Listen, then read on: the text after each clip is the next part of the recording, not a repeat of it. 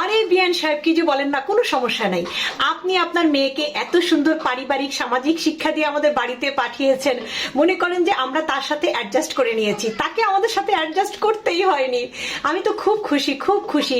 এই যে যেমন ধরেন আজকে সকালবেলা যে ভাবিটা এসে রুটি বানিয়ে দিয়ে যায়, কাজের বুয়াটা আজকে আসেনি, তো আপনার মেয়ে তো নাস্তা বানাতে পারে না, মানে খাবার সে বানাতেই পারে না, তাহলে কিভাবে বানাবে? আর সবচেয়ে বড় কথা, তার 12টা না বাজলে তো তার ঘুমই ভাঙে না।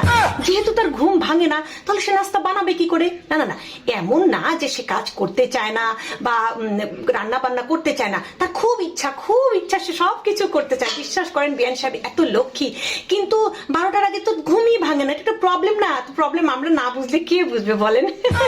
আরেকটা কথা কি জানেন, কোনো কাজই আপনার মেয়ে না করে না, কোনো কাজে সে কখনোই না করবে না, না শব্দটা তার মুখেই নাই। এত লক্ষ্মী একটা মেয়ে।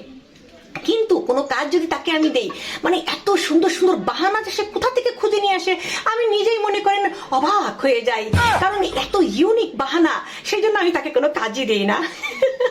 আর ও সামাজিক, হ্যাঁ আপনার মেয়ে এতটাই সামাজিক, এতটাই সোশ্যাল যে প্রত্যেকটা সোশ্যাল মিডিয়াতে তার মনে করেন একটা করে অ্যাকাউন্ট আছে।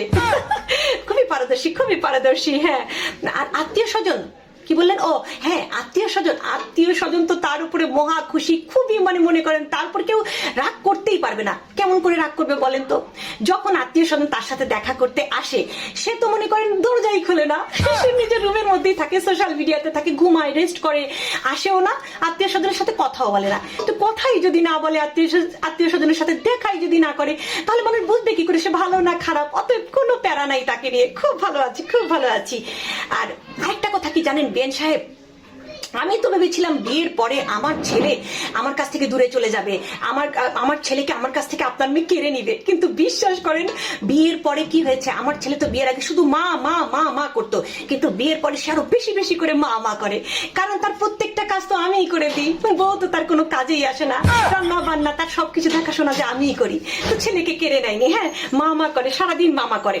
আর মিথ্যা কথা, আরে বাপরে, আপনার মেয়ের আরেকটা ভালো জিনিস কি জানেন, সে কখনোই মিথ্যা কথা বলে না। সে বিয়ের পর সরাসরি বাড়িতে এসে পরের দিনই বলে দিয়েছে, আমি কিন্তু আম্মা কোনো কাজ কাম পারি না, ঠিক আছে? আর যদি ঘর গোছানোর কাজও বলেন, সেটাও আমি করতে পারবো না, কারণ আমার না অ্যালার্জি হয়। এখন অ্যালার্জি হয়, আমি তো কি করব, কিছুই করার নাই, অ্যাডজাস্ট করে নিয়েছি। আর সবচেয়ে বড় কথা, সে আমাকে নিজের মা মনে করে। বিশ্বাস করেন বিয়ান সাহেব, আপনার মুখে মুখে যেমন মানে তর্ক করেছে, ঠিক তেমনি সম্পূর্ণভাবে আমার মুখে মুখে তর্ক করে। আমাকে শাশুড়ি মনেই করে না, শাশুড়ি মনে করলে তো আমাকে এভাবে বলতো না, মুখে মুখে তর্ক করতো না। কি আর বলবো, আমার তো মনে করেন পুরো সংসারটা সে একবারে পুরো স্বর্গ বানিয়ে দিয়েছে। আমার তো মনে হয় আমি জান্নাতে আছি, ঠিক আছে? এখন আমি অপেক্ষায় আছি কবে না জানি উপরওয়ালার ডাক আসে আর আমি সত্যি সত্যি জান্নাতে চলে যাই। তো ঠিক আছে বিয়ান সাহেব, রাখি। ওই যে ছেলে আবার খেতে চেয়েছে, পায়েস খেতে চেয়েছে, তো আপনার মেয়ে তো পারে না। আর আপনার মেয়ে রান্নাঘর দখল করেনি, আমার ছেলেকেও দখল করেনি, তো ছেলেকে রান্না করে দিতে হবে, তার সাথে সাথে আপনার মেয়েও খায়। আমি যে কি খুশি, আমি আসলে বৌমা পাইনি, আমি একটা মেয়ে পেয়েছি। আমার মেয়েও 10টার সময় ঘুম থেকে ওঠে, আপনার মেয়ে 12টার সময় ঘুম থেকে ওঠে। আমার মতো সুখী মানে কেউ নাই এই পৃথিবীতে। কবে যে স্বর্গেই চলে যায় আমি খুশির চোটে।